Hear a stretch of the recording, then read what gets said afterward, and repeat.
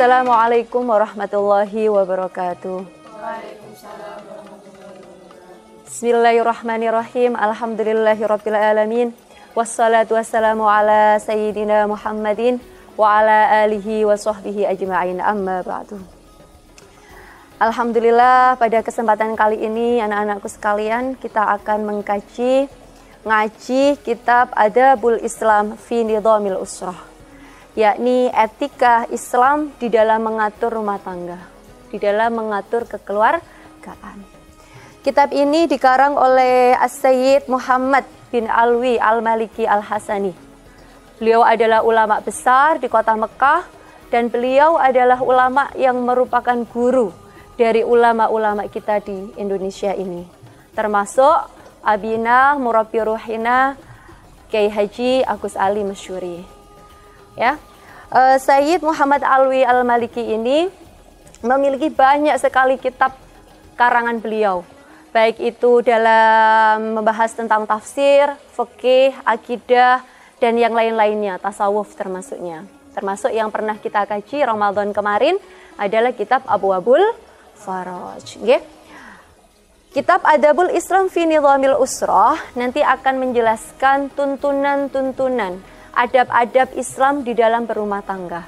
Jadi nanti di dalam kitab ini kita akan mempelajari bagaimana tatanan-tatanan rumah tangga dulu sebelum Islam datang. Ya, kita akan mempelajari bagaimana perhatian agama Islam terhadap rumah tangga itu sendiri. Kita juga akan mempelajari bagaimana cara muasyarah antara suami dan istri, antara anak dan ayahnya, bagaimana birrul walidain. Banyak sekali yang akan kita bahas dalam kitab Adabul Islam fi Nidhamil Usrah. Semoga kitab ini nanti bisa menjadi bekal sampean, saya, kita semua, bagaimana nanti rumah tangga, tatanan keluarga kita ini bisa sakinah, mawaddah, warahmah. Allahumma sampun. Bab pertama dalam kitab Adabul Islam fi Nidhamil Usrah adalah al-usratu fi ma qabla al-Islam. Akan dijelaskan tentang keluarga, tatanan rumah tangga sebelum Islam itu hadir. Jadi bagaimana tatanan-tatanan umat terdahulu mensikapi ikatan rumah tangga. Bagaimana tatanan-tatanan masyarakat dulu ketika berumah tangga menjadi suami seperti apa? Bagaimana posisinya perempuan sebagai istri saat itu?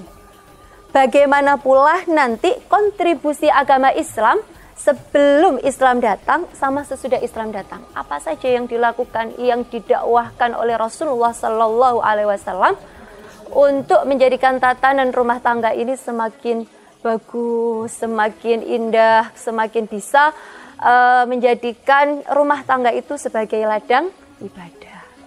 Langsung saja, nggih, dibuka kitabnya. Bismillahirrahmanirrahim. Al-usratu fi ma qabla al-islami. Al-usratu utawi iki iku njelasaken kekeluargaan fima ing dalem mangsa qabla al-islami kang ing dalem sadurunge Islam. Kanat ono apa al-usratu keluarga fima ing dalem mangsa qabla al-islami kang tetep sadurunge Islam iku musyattatatal anasiri kang kepecah-pecah bagiane. Mutaqata'atal awasiri kang kepegot-pegot ikatane. La yasilu kang ora sambung ha ing usrah apa rahimun sana. Apa rahimun sana. Wala tashfa'u lan ora bisa nulung laha maring usrah apa qarabatun kekerabatan.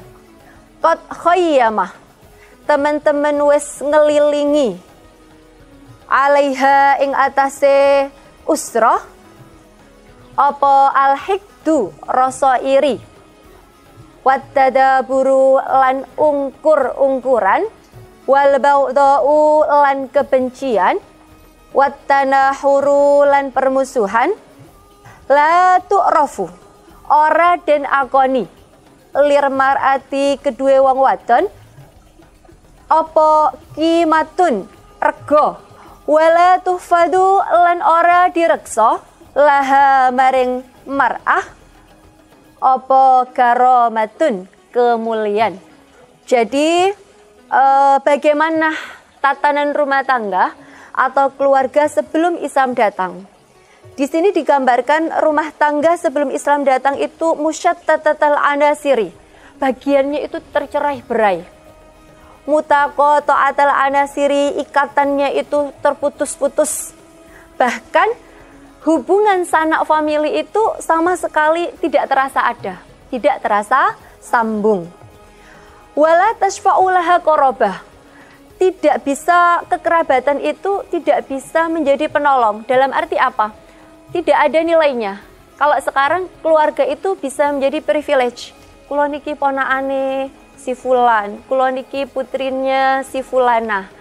Keluarga ini benar-benar bisa menjadi modal kalau sekarang. Tapi dulu kerabat ini sama sekali tidak bisa dijadikan penolong atau dianggap seperti tidak ada. Kenapa seperti itu? Karena qad khayyama 'alaiha al-hikdu wat-tadaburu. Karena rumah tangga atau tatanan kekeluargaan itu benar-benar diliputi oleh rasa iri. Jadi nggak ada istilahnya rumah tangga itu sakinah, mawaddah, warahmah, mboten. Tetapi diliputi dengan al-hikdu, rasa iri, kemudian boten wawo-wawoan, kemudian baghdha, benci, wattanahuru, dan permusuhan. Sehingga apa? La tu'rafu lil mar'ah qimatun wala tuhfadu laha karomah. Yang paling dirugikan adalah perempuan di dalam tatanan rumah tangga itu sendiri. Jadi perempuan sebelum Islam datang di dalam rumah tangga sama sekali mboten wonten regone, tidak ada harganya, dan kemuliaannya benar-benar tidak dijaga. Famasalan mongko gawe contoh sapa ingsun, masalan kelawan contoh. Kanat ono sapa almar'atu wong wadon aindal asiniyina mungguwe pira-pira wong Yunani itu tu'ta baru dan anggap sapa mar'ah min saktil mata'i sangking inoe barang dagangan hatta innaha sehingga setuhune mar'ah iku kanat ono sapa mar'ah iku tuba'u dendol sapa mar'ah wa tushtara lan den tuku sapa mar'ah fil aswaqi ing dalem pira-pira pasar. Fil aswaqi ing dalem pira-pira pasar. Qad kudiya teman-teman dihukumi apa alaiha ing atase mar'ah bil ubudiyati kelawan perbudakan wal idlali lan keinawan. Wa kadzalika lan iku kaya mengkono-mengkono indal asiniyina hiya utawi mar'ah fi syara'i'il hindi ing dalem pira-pira syariate India al-qadimati kang kuno. Wa kanat lan ono iku wa kanat lan ono apa al-mar'ah iku inda ba'dil umami ing dalem mungguwe sebagiane pira-pira umat al-Aurubiyati kang bangsa Eropa iku laisat ora ono sapa mar'ah iku laha kedue mar'ah apa hukukun pira-pira hak syakhsiyatun kang bangsa awak-awakan fil milki ing dalem kepemilikan. Wa innama khuliqat angin pastine den dadekaken sapa mar'ah angin pastine den ciptaaken sapa mar'ah iku li khidmatir rajuli wa innama khuliqat angin pastine den ciptaaken sapa mar'ah li khidmatir rajuli krana ngeladeni wong lanang. Fala hakko mongko ora hak ikulaha kedue mar'ah fi tamalluki malabisiha ing dalem anduweni piro-piro pakaiane mar'ah wala fil amwali lan ora ing dalem piro-piro bondo allati kang taktasibu kang murih sapa mar'ah ha ing amwal ya irkil jabini kelawan keringet keninge mar'ah. Jadi di dalam kitab ini diberikan contoh, selain nanti kita akan menginjak bagaimana masyarakat Arab sebelum Islam datang, tetapi di sini sebelumnya musannif itu memberikan contoh sedikit tentang bagaimana keadaan perempuan di dalam tatanan masyarakat di daerah yang lain, di belahan dunia yang lain. Di sini dicontohkan seperti perempuan di daerah Yunani, Athena. Ya, perempuan di daerah Yunani dahulu kala itu dianggap seperti barang dagangan yang hina. Ya, sehingga karena dia dianggap sebagai barang dagangan, sangat memungkinkan dan menjadi sesuatu yang lumrah untuk diperjualbelikan di pasar-pasar. Gitu. Bahkan mereka menganggap status perempuan pada saat itu tidak lebih hanya ubudiyah wal itlal, hanya sebagai budak dan hanya sebagai seseorang atau sesuatu yang rendahan saja. Gambaran seperti ini itu juga berlaku pada masyarakat India di masa kuno. Jadi seorang perempuan itu sama sekali, bukan, kita nggak usah bahas manusia sebagai perempuan sebagai manusia, betul. Ini sebagai benda saja sudah yang hina. Nah, ini gambaran bagaimana perempuan di zaman dahulu. Begitu juga diceritakan di sini bagaimana perempuan dalam tatanan masyarakat di belahan Eropa. Di sini disebutkan ba'dil umami urubiyah, di sebagian daerah di Eropa. Laisat laha hukukun syakhsiyatun fil milk. Jadi perempuan itu tidak memiliki hak-hak yang dia memiliki dirinya sendiri, boten.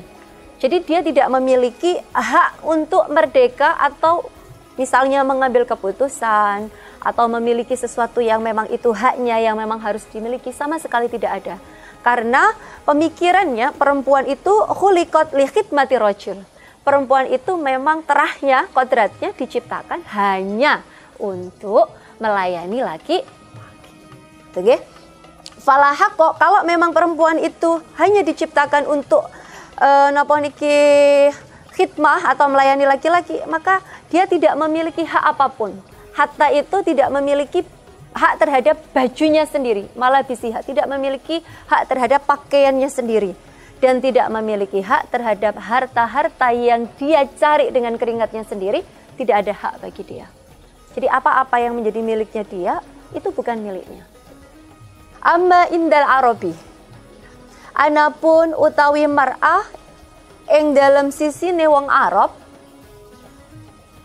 iku fakot kanat, teman-teman wis ono sapa mar'ah iku mumtahanatan, dan inowaken jiddan kelawan sanget, hatta sehingga inna ba'dal Arabi, sehingga setuhune sebagian wong Arab iku kana ono sapa ba'dul Arab iku yaitu mendem sapa Arab iku yaitu mendem sapa ba'dil Arab albanati ing pira-pira anak wadon, kama qala kaya oleh dawuh sinten Allahu Allah ta'ala maha luhur sinten Allah, wa idza busyira ahaduhum bil unsa dhalla wajhuhu muswaddan wa huwa kadhim yatawara minal qawmi min su'i ma busyira bihi ayumsikuhu ala hunin am yadussuhu fit turab ala sa'a ma yahkumun. Wa idza busyira lan nalikalane diwai kabar sapa ahadukum salah sijine ba'dul Arab, sapa ahaduhum salah swijine ba'dul Arab bil unsa kelawan anak wadon, dhallah mongko dadi apa wajhuhu wajai ahad iku muswaddan ireng. Wa huwa hale utawi ahad, wa huwa hale utawi ahad iku kadhim wong kang muring. Iku kadhim wong kang muring.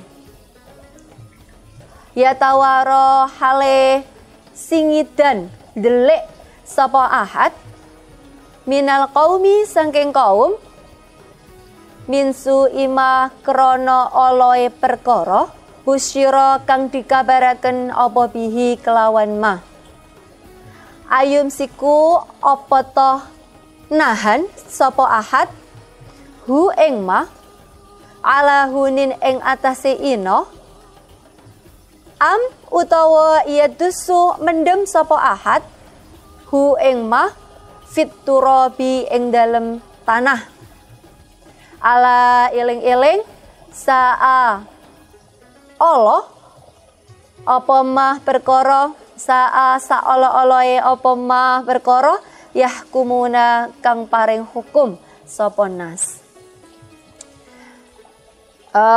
Sampun jadi tadi setelah musannif memberikan gambaran sedikit tentang bagaimana kehidupan rumah tangga atau status perempuan sebelum Islam datang di daerah-daerah seperti Eropa, antena dan lain sebagainya. Di sini diceritakan bagaimana tatanan masyarakat, bagaimana tatanan keluarga rumah tangga di dalam atau di lingkungan masyarakat Arab dahulu. Faqad kanati mumtahanatan jiddan. Disebutkan bahwasanya perempuan itu merupakan perkara yang sangat dihinakan.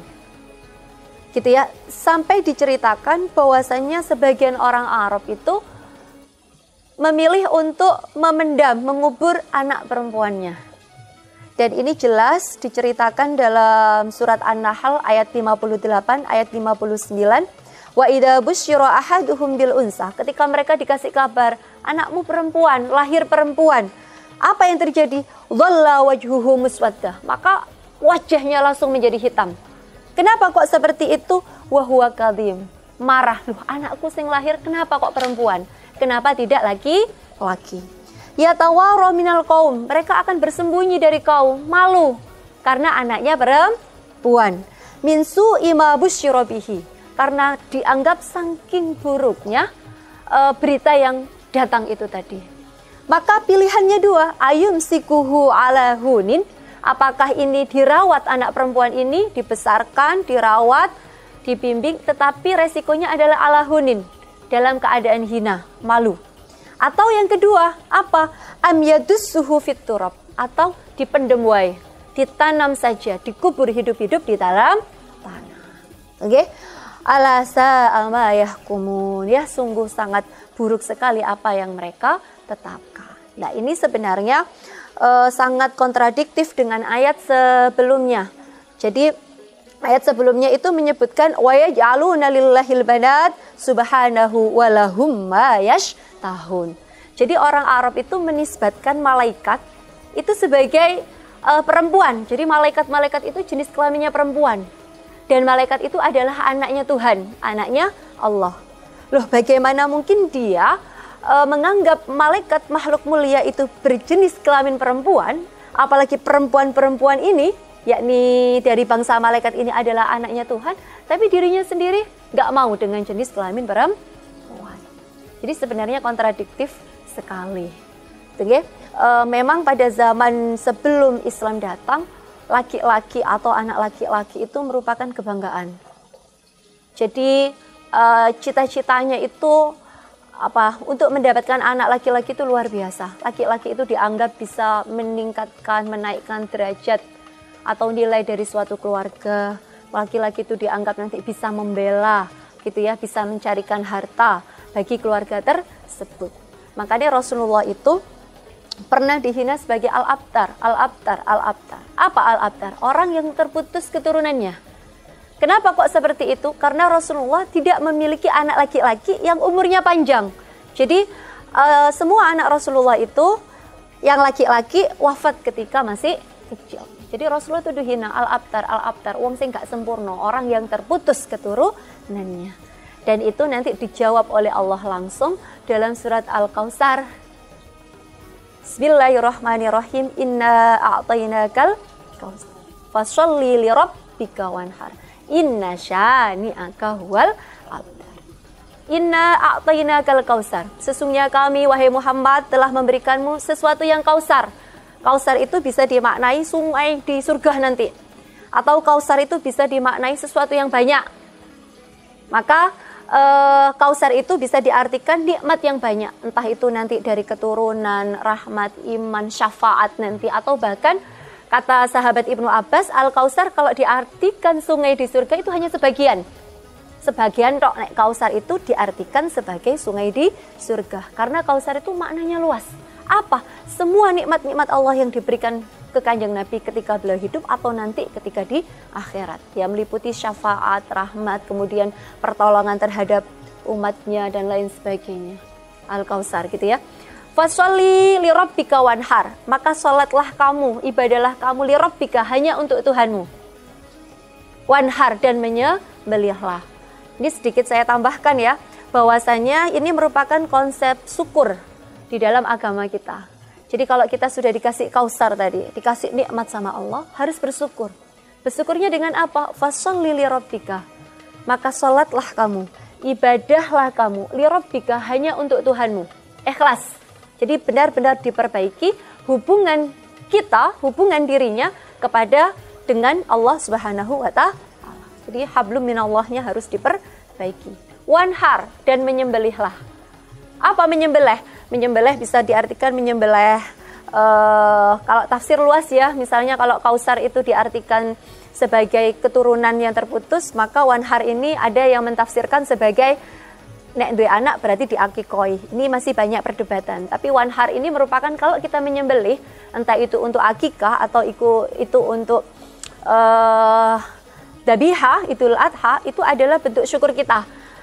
Memperbaikinya kita hubungan terhadap hubungan kita sesama manusia. Karena ketika kita menyembelih itu daging dibagikan kepada tetangga-tetangga kita, kepada orang-orang yang tidak mampu. Ini secara tidak langsung ketika kita bersyukur konsepnya dua. Jadi nggak cukup kalau kita bersyukur, alhamdulillah, alhamdulillah, betul. Ketika kita bersyukur, kita harus mengimplementasikan itu. Dengan apa? Itu tadi, satu, bentuk syukur kita benar-benar memperbaiki kualitas ibadah kita, kualitas hubungan kita dengan Allah Subhanahu wa ta'ala. Yang kedua, syukur kita harus kita wujudkan, harus kita implementasikan dengan baik dengan ciptaan Allah. Apa? Sesama manusia. Jadi hablum minan nasnya juga diperbaiki. Ini luar biasa ayat ini. Yang ketiga, inna syani'aka huwal abtar. Ini adalah hiburannya Allah langsung kepada Kanjeng Nabi. Sesungguhnya para pembencimu itulah orang yang abtar. Wong sing rugi, orang yang terputus dari berkah, itu adalah orang-orang yang membencimu. Ini tidak bisa dibantah bahwasanya Rasulullah Shallallahu Alaihi Wasallam sampai saat ini keturunannya luar biasa banyak, gitu mboten?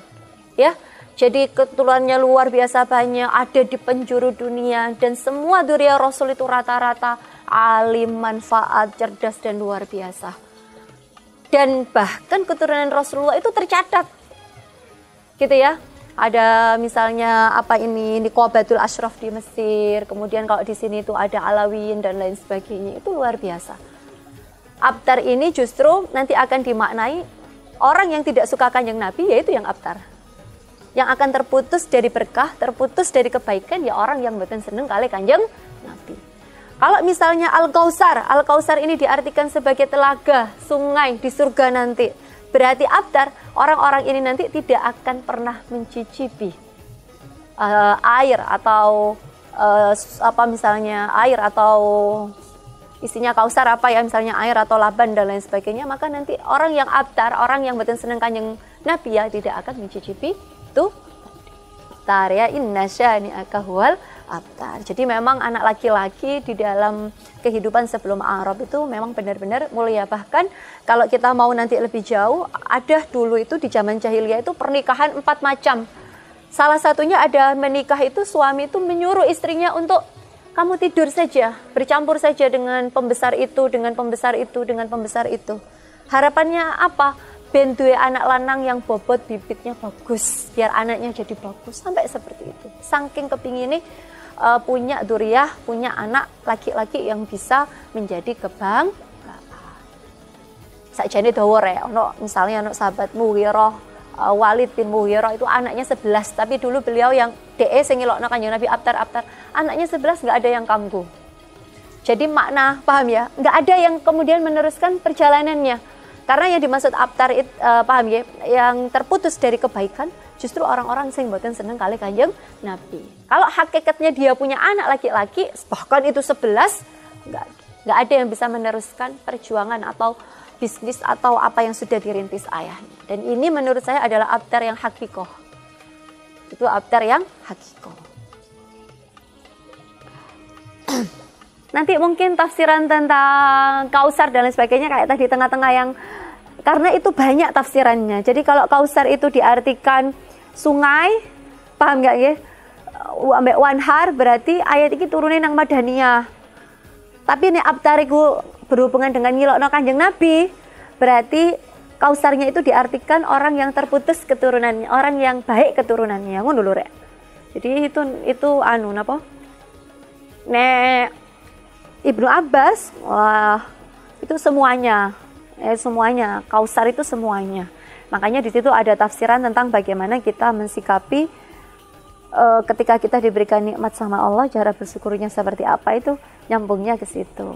Wa kanulan ono sapa ba'dul Arab iku la yuwarisuna ora marisi sapa ba'dul Arab an-nisaa ing pira-pira wong wadon. Wasibyana lan pira-pira bocah min abna'il mayyiti sangking pira-pira anake mayit. Wa innama yuwarisuna angin mestine mewarisi sapa ba'dul Arab man ing uwong yulaki kang ngadepi sapa man al aduwa ing musuh. Wa yuqatilu lan merangi sapa man fil hurubi ing dalem pira-pira peperangan. Wa kanat lan ono sapa al arabu wong Arab iku tarisu marisi sapa Arab an-nisaa ing pira-pira wong wadon karhan kelawan sengit bi ayyaji'a kelawan gambarane yen to teka sapa alwarisu wong kang marisi. Wa yulkiya lan nguncalaken sapa waris saubahu ing pakaiane waris ala zauji muwarrisihi ing atase bojone kang den waris. Summa yaqulu temuli ngucap sapa waris waristuha kama waristu malahu. Waristuha marisi sapa ingsun ha ing nisa kama waristu kaya oleh marisno sapa ingsun malahu ing bondone muwaris. Fayakunu mongko ana sapa waris iku ahaku luwe berhak sapa waris min nafsiha ngalahaken sangking awak dhewene nisa. Okay. Jadi tadi ketika masyarakat Arab itu mendapatkan anak perempuan, itu udah disikapnya. Hidup merawat dalam kehinaan atau memutuskan untuk mengubur hidup. Kemudian orang Arab ini ketika mereka meninggal, mereka tidak menjadikan istri-istri dan anaknya sebagai ahli waris. Jadi itu tadi kenapa disebutkan di atas wala atashfa'ulaha qarabatun. Kerabat itu tidak akan menjadikan penolong, nggak ada efeknya. Apa kok ngoten, walaupun mereka sudah berumah tangga, ada ayah, ada istri, ada suami, ada istri, ada anak-anak. Ketika suaminya meninggal, warisnya tidak diberikan kepada istrinya, tidak pula kepada anak-anaknya. Loh, kepada sinten ini dikasihkan? Justru diberikan kepada orang-orang yang di dalam klannya. Jadi orang Arab dahulu di masa jahiliyah itu memang terbagi menjadi suku-suku, klan, kabilah-kabilah. Dan fanatismenya itu sangat-sangat tinggi. Fanatismenya itu sangat tinggi. Jadi kayak seakan-akan kabilahku paling benar, yang lain tuh mesti salah. Sehingga kalau ada apa-apa, misalnya ada masalah sepele aja, antara satu kabilah ini dengan kabilah ini, maka itu sudah menjadi penyulut api pertengkaran yang luar biasa. Misalnya satu urusan pribadi kabilah A dengan kabilah B, ini nanti sudah menjadi bahan yang luar biasa. Lah, warisnya ini justru diberikan kepada orang-orang yang di kabilah itu yang suka melawan musuhnya, yang jadi tameng. Yang biasanya kalau ini kabilah ini sedang diserang atau sedang dihina atau tersinggung, ini nanti yang akan maju si fulan, si fulan, si fulan. Atau nanti ketika perang yang paling mendominasi, yang paling menjadi superhero si fulan, si fulan, si fulan.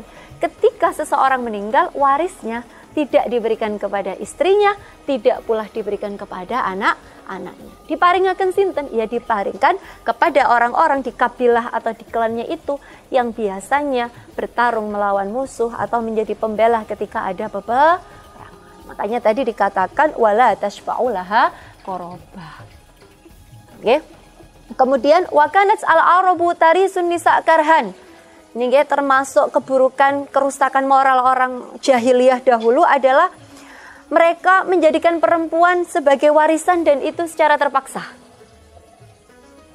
Jadi ketika seorang ini mati, gitu ya, warisnya tadi, misalnya orang-orang di klan itu yang dianggap kuat, yang biasanya bertarung, nanti akan datang ke rumahnya si mayit yang meninggal ini. Dia akan melemparkan bajunya ke perempuan, ke istrinya, seret. Kemudian dia berkata, waris tuha kama waris tu malahu. Aku akan mewarisi dia seperti aku mewarisi hartanya. Jadi perempuan ini seperti barang. Nek wis sing duwe gak ono, dipek sopo, dipek sopo, dipek sopo. Fayakunu ahakku biha min nafsiha. Maka ini menunjukkan perempuan itu jangankan memiliki dirinya sendiri. Jadi ini menunjukkan pewaris tadi. Ini menunjukkan pewaris tadi lebih berhak daripada perempuan tersebut terhadap dirinya sendiri. Paham ya? Jadi lebih berhak yang mewarisi ini daripada dia terhadap dirinya sendiri. Kita lanjut ya. Wa kana lan ono sapa ba'dul arabi, setengah saking wong Arab iku yukrihuna nyereng sapa ba'dul Arab ima'ahum ing pira-pira budak wadone ba'dul Arab alal bighai ing atase pelacuran nggih.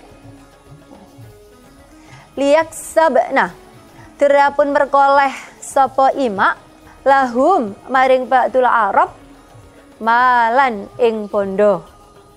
Wa kana lan ono sapa ba'dul Arabi setengah sebagiane wong Arab iku yari suna maris sapa ba'dul Arab zaujati abihim ing pira-pira bojo wadone bapake ba'dul Arab fi jumlatil mata'i ing dalem golongane bondo. Fayusbihna mongko dadi sapa zaujati abihim, zauja iku zaujatin pira-pira bojo wadon li auladi kanggo pira-pira anak. Jadi termasuk pula apa saja kerusakan-kerusakan moral ya, kerusakan-kerusakan nilai yang ada di masyarakat jahiliyah orang Arab dulu sebelum Islam datang, termasuknya adalah mereka menjadikan budak yang mereka miliki, perempuan-perempuan budak yang mereka miliki untuk dipaksa bekerja. Bekerja mboten nandur ning sawah atau mungkin mengantar barang dagangan mboten, tapi disuruh alal bigha, disuruh untuk menjual diri. Ya. Buat apa untuk menjual diri? Nanti penghasilannya atau hasilnya dibuat untuk memperkaya mereka. Jadi cuannya dikembalikan kepada tuannya. Walaupun nanti ketika Islam datang perbudakan itu masih ada, tetapi Islam sangat-sangat mengatur mana yang diperbolehkan bagi tuan terhadap budaknya, mana yang diperbolehkan budak walaupun dia adalah milik tuannya. Islam nanti akan mengatur perbudakan itu luar biasa. Bahkan di dalam agama Islam nanti perbudakan akan sedikit demi sedikit dihapus. Jadi kalau kita melakukan pelanggaran-pelanggaran misalnya, itu nanti apa kafarohnya? Memerdekakan budak. Apa kafarohnya? Apa penebusnya? Memerdekakan budak. Ini adalah upaya-upaya di dalam agama kita agar perbudakan ini habis. Gitu. Bahkan tidak dianjurkan pula kita untuk menikahi budak kalau nggak benar-benar terpaksa, nggak ada perempuan merdeka yang bisa dinikahi, ojo rabi budak.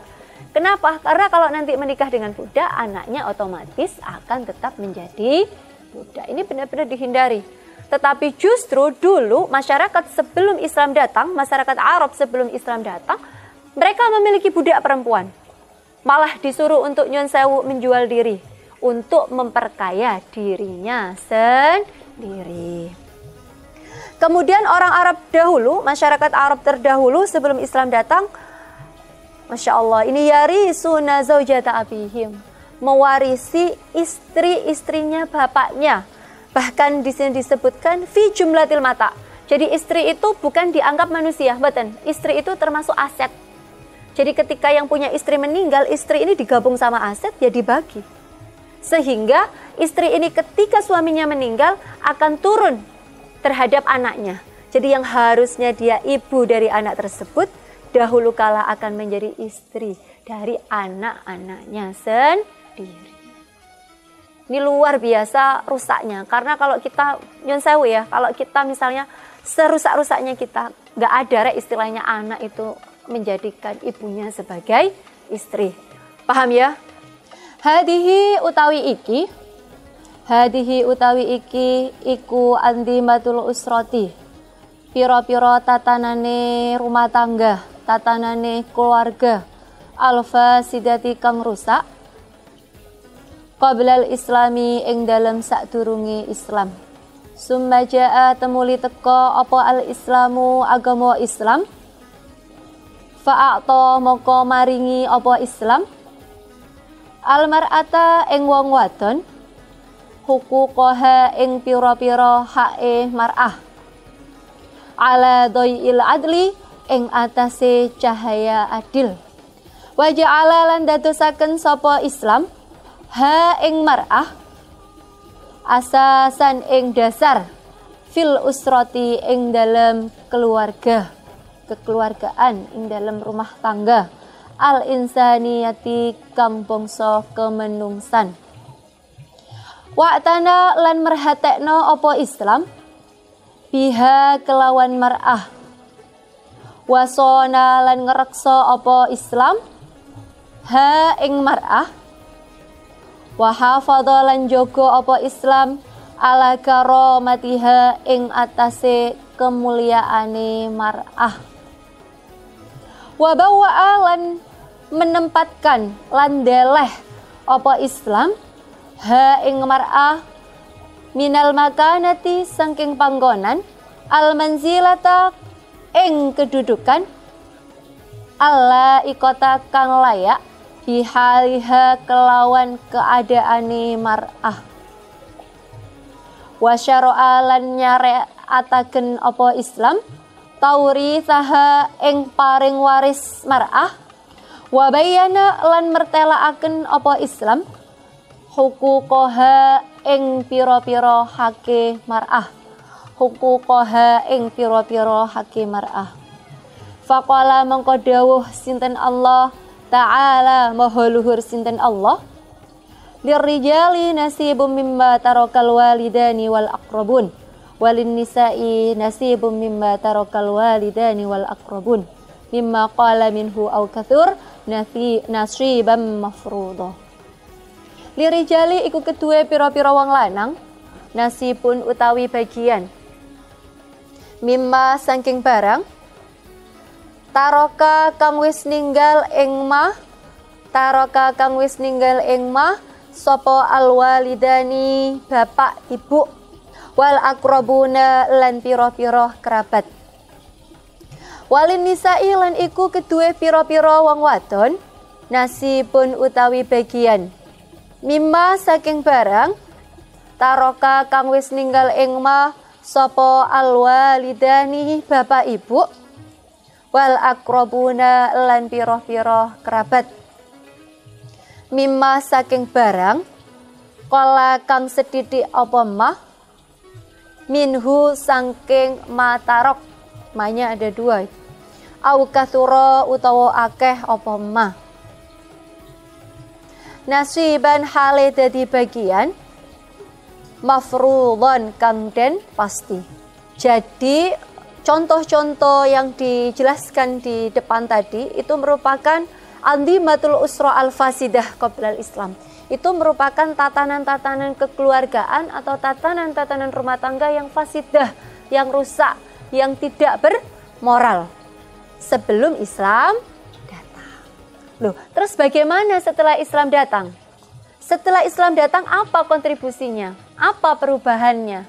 Kira-kira Islam ini apa yang kemudian diperjuangkan sehingga memperbaiki tatanan-tatanan tersebut? Di sini disebutkan summa ja'al Islam fa'ata al-mar'a huquqaha ala dha'il adli. Kemudian Islam datang, maka perempuan, para kaum perempuan itu diberikan hak-haknya dengan cara yang adil. Walaupun adil itu bukan artinya sama. Adil niku napa? Adil itu meletakkan sesuatu pada tempatnya, memberikan suatu hak pada pemilik hak tersebut. Mboten saged sami. Lho wong wedok, wong lanang jarine kok padha, kok wong lanang bagiane loro, kok wong wedok bagiane situ, ora ngoten. Yang dimaksud adil adalah meletakkan sesuatu pada tempatnya. Wa ja'alaha, dan ini yang luar biasa. Ketika Islam datang, justru agama Islam menjadikan perempuan ini sebagai asas. Perempuan ini sebagai pondasi di dalam rumah tangga itu sendiri. Jadi sebelumnya perempuan gitu jangankan dianggap manusia. Manusia hanya dianggap barang. Barang pun bukan barang yang berharga, yang hina. Kalau pemiliknya meninggal bisa dilempar-lempar, bisa diakui si A, si B, si C, bisa dibagi-bagi, bisa disuruh untuk kamu ke sana nanti penghasilannya buat saya misalnya. Bahkan bajunya sendiri itu bukan haknya dia. Itu dahulu kala. Tetapi setelah Islam datang, perempuan ini dijadikan asas, dasar, pondasi. Kalau kita mau bikin bangunan, yang dibangun dulu pondasinya dulu. Bangunan ini kuat atau tidak, apa kata pondasinya. Jadi yang awalnya itu bukan apa-apa, atau apa-apa yang dianggap benar-benar remeh dan hina, sekarang ketika Islam datang, perempuan menjadi pondasi di dalam keluarga itu sendiri. Makanya kalau sekarang setelah Islam datang itu kan banyak syair-syair yang mengatakan misalnya madrasatun. Ya, ibu itu sekolah. Apa wonten ibu iku wong lanang. Ya, yang namanya ibu niku lah perempuan. Madrasatun. Idza a'dattaha a'datta sya'ban thayyibal a'raqi. Kalau kita menyiapkan perempuan gitu ya, kalau kita menyiapkan ibu, menyiapkan perempuan itu sama dengan kita menyiapkan generasi yang tangguh. Ada lagi yang menyebutkan kalau kamu mendidik seorang laki-laki, maka kamu hanya mendidik seseorang. Tapi kalau kalian itu mendidik perempuan, itu berarti kamu mendidik satu generasi. Itu di dalam agama Islam. Jadi perempuan benar-benar dihormati. Al-mar'atu madrasatul ulah, madrasatul ulah. Perempuan itu adalah sekolah yang pertama. Rumah tangga itu apa jari ibu ibu. Jadi ibu ini benar-benar diangkat derajatnya. Perempuan ini benar-benar diperhatikan haknya. Kapan? Setelah Islam datang. Ya. Wa'tana biha, Islam sangat memperhatikan perempuan. Menjaga perempuan, kemudian menjaga kehormatan perempuan dan menaruh perempuan pada kedudukan yang sesuai dengan derajatnya perempuan itu sendiri. Tidak cukup di situ. Agama Islam ketika datang menjadikan syariat untuk adanya hak waris bagi perempuan. Ya, itu nanti di dalam surah An-Nisa ayat 11-12 itu panjang. Bagaimana Islam itu benar-benar memperhatikan hak waris. Baik perempuan itu ketika menjadi ibu, perempuan itu menjadi istri, atau perempuan itu menjadi anak atau bahkan nanti cucu. Itu ada kapan perempuan ini menjadi pewaris dan berapa bagiannya. Jadi benar-benar syariat itu sampai seperti itu. Wa bayyana huquqaha, ya. Ini diperkuat dengan firman Allah Ta'ala, lirijali nasibum mimma tarakal walidani wal aqrabun. Bagi seorang laki-laki, bagi laki-laki itu ada bagian dari apa yang telah ditinggalkan kedua orang tua dan kerabatnya. Kemudian ayat ini disambung walin nisa'i nasibum mimma tarakal walidani wal aqrabun. Bagi perempuan itu juga ada bagian dari apa-apa yang ditinggalkan oleh kedua orang tuanya dan kerabatnya. Mimma qala minhu au kasur, dari yang sedikit darinya atau yang banyak. Nasibam mafrudo, dengan bagian yang sudah ditentukan. Ini yang dimaksud adil. Ya, kadang perempuan zaman sekarang sudah enak nuntutnya banyak. Nah, ini suruh belajar ini. Biar tahu dulu sejarahnya kita orang bagaimana. Kama harrama, kaya oleh ngaromaken apa al-islamu Islam. Irsan nisai ing marisi pira-pira wong wadon. Karhan kelawan kesereng. Faqala mengko dawuh sinten Allah Ta'ala maha luhur sinten Allah. Ya ayyuhalladzina amanu la yahillu lakum an tarisun nisaa karha.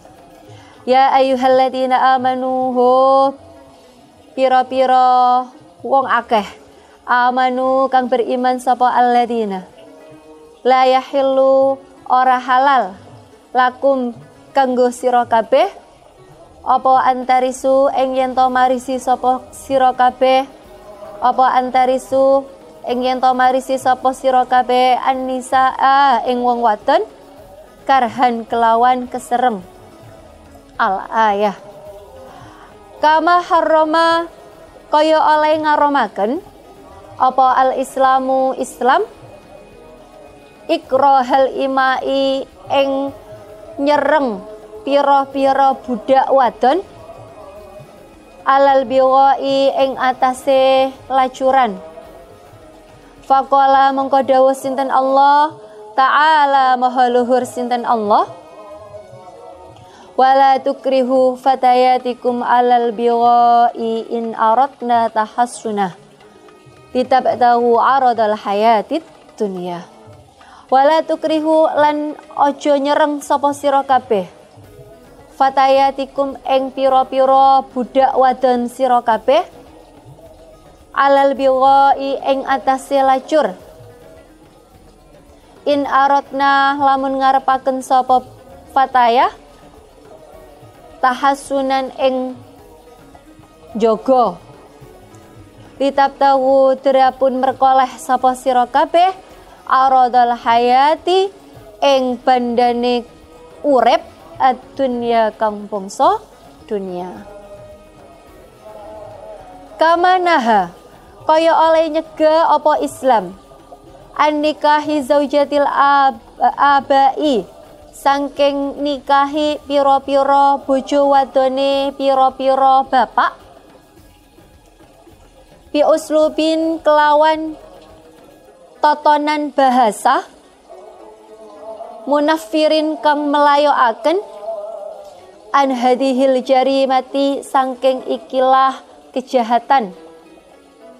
Faqala mengko dawuh sinten Allah Ta'ala maha luhur sinten Allah. Wala tankihu ma nakaha abaukum minan nisa'i illa ma qad salaf innahu kana fahisyatan wa maqtan wa sa'a sabila. Wala tankihu lan ojo nikahi sapa sira kabeh ma ing wadon nakaha kang wis nikahi ing ma sapa abaukum pira-pira bapake sira kabeh minan nisa'i saking pira-pira wadon. Ilama kecuali wadon, ilama kecuali barang qad salafa kang temen-temen wis dhisik apa mah. Innahu sak temene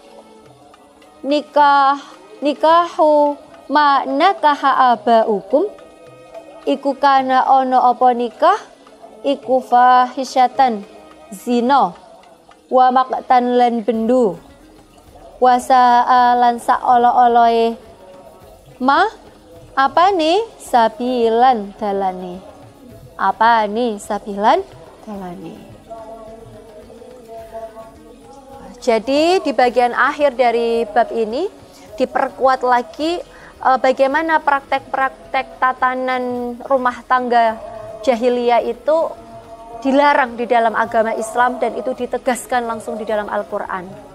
Seperti tadi masalah waris itu ada ayat lirijali nasibum mimma tarakal walidani wal aqrabun al-ayah. Kemudian praktek dilarang mewarisi perempuan secara terpaksa. Ya, ini jadi milikku karena hartanya juga jadi milikku. Gak iso wis pokoknya, gak bisa pokoknya ini harus menjadi milikku. Istrinya akan menjadi milikku secara paksa. Itu pun dilarang di dalam agama Islam dan ditegaskan langsung di dalam Al-Quran. Dengan ayat ya ayyuhalladzina amanu la yahillu lakum an tarisun nisaa karha. Wahai orang-orang yang beriman, tidak halal bagi kamu untuk mewarisi perempuan secara paksa. Loh ya Allah, boleh boten terpaksa, gak mungkin. Pasti itu naluri kewanitaannya tidak akan Wah, karena itu sudah melampaui perasaan atau kodratnya perempuan. Perempuan itu kalau sudah suka satu ya sudah itu. Jangankan dipaksa, dikasih jeda untuk move on aja, susah hilang ingatannya. Itu perempuan. Adaptasinya benar-benar, move on-nya itu benar-benar sulit. Move on sama, naudzubillah, sama pacar aja susah, apalagi move on sama suami. Gitu batin. Apalagi itu dilakukan dengan terpaksa. Ya, itu dikuatkan langsung oleh ayat Al-Quran. Begitu juga praktek kejahiliaan yang memaksa para budak perempuan untuk bercampur atau berhubungan badan dengan laki-laki lain demi mendapatkan keuntungan harta di situ. Itu dilarang tegas. Dan Al-Quran melarangnya dengan ayat wala tukrihu fatayatakum 'alal bigha'i in aradna tahassunan litabda'u 'arada hayatid dunya. Janganlah kalian memaksa budak-budak perempuan kalian atas perbuatan yang lacur, ya, apabila mereka ingin menjaga diri, menjaga kesuciannya, hanya untuk mencari keuntungan dunia. Itu sama Al-Quran tegas dilarang. Begitu juga tentang menikahi istri-istrinya ayah atau menjadikan ibu-ibu mereka sebagai istri. Itu dilarang tegas oleh Al-Quran, bahkan dengan gaya bahasa yang orang itu munafarin, harusnya itu lari dari kejahatan yang seperti itu. Apa? Wala tankihu ma nakaha aba'akum minan nisa'i illa ma qad salaf. Janganlah kalian menikahi perempuan yang telah dinikahi oleh ayah-ayah kalian, gitu ya, kecuali yang sudah lalu-lalu sebelum Islam datang, sing wis kadung. Innahu kana fahisyatan. Perbuatan yang seperti itu zina, wa maktan, dan sesuatu yang tidak disukai, wa sa'a sabila, dan merupakan buruk-buruknya suatu perbuatan, suatu jalan yang paling buruk. Jadi bahkan gaya bahasanya Al-Quran itu menunjukkan kita ini harusnya jangan sampai untuk melakukan hal tersebut. Ini menunjukkan moral, kerusakan moral atau rusak sekali nilai-nilai sebelum datangnya Islam. Bagaimana mereka memperlakukan perempuan, apalagi perempuan itu statusnya sudah sebagai istri. Ini luar biasanya agama Islam.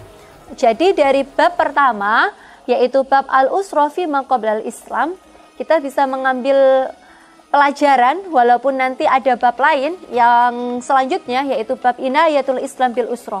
Apa perhatian agama Islam tentang rumah tangga? Nanti lebih spesifik lagi. Tetapi di dalam bab ini kita sudah bisa menggambarkan betapa rusaknya tatanan rumah tangga, tatanan keluarga sebelum Islam datang. Dan kedatangan Islam itu membawa, gitu ya, perubahan yang sangat-sangat luar biasa, yang sangat-sangat bisa menjadikan manusia, terutama perempuan, gitu nggih, ada pada kedudukan yang seyogyanya.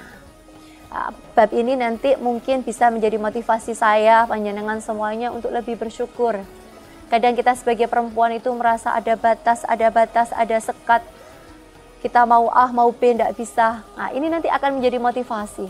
Betapa apa yang kita dapatkan sekarang ini sudah jauh luar biasa daripada dulu sebelum Islam datang. Oke, babul usra fi ma qabla al-Islam, wallahu a'lam bishawab. Insyaallah pertemuan yang akan datang kita akan membahas inayatul Islam bil usra, perhatian Islam terhadap rumah tangga itu sendiri.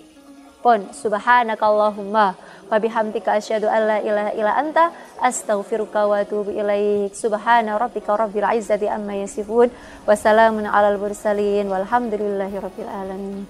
Assalamualaikum warahmatullahi wabarakatuh.